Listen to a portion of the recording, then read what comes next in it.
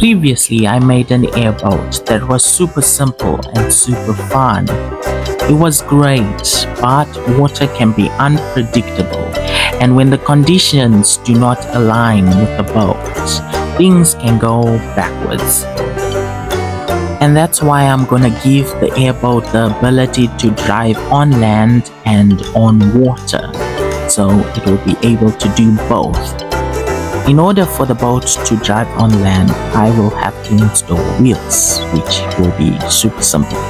I'm gonna install one trolley wheel in the front and two at the back, using hot glue to hold the wheels in place.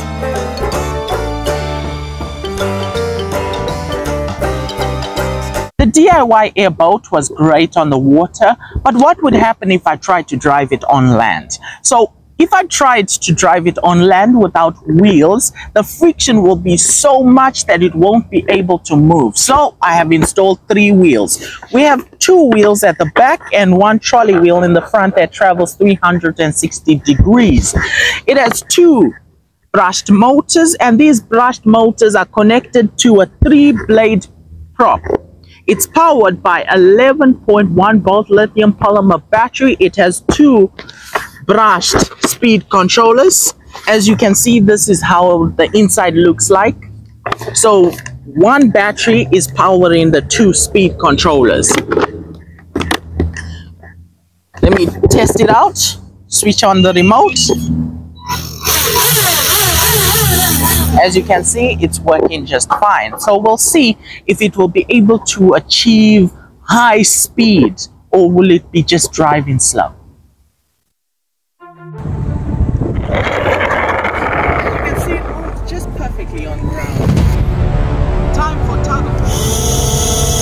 Tug of war, the best way to see who is more powerful.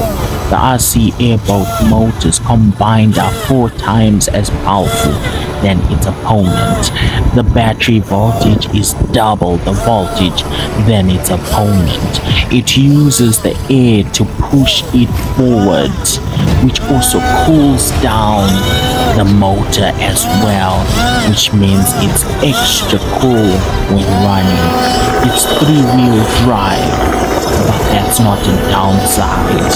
We will see. Its opponent is a 4-wheel drive beast that has 2 motors and operates at 7.4 volts. Will this be enough to take down its opponent? Let's begin the tug of war.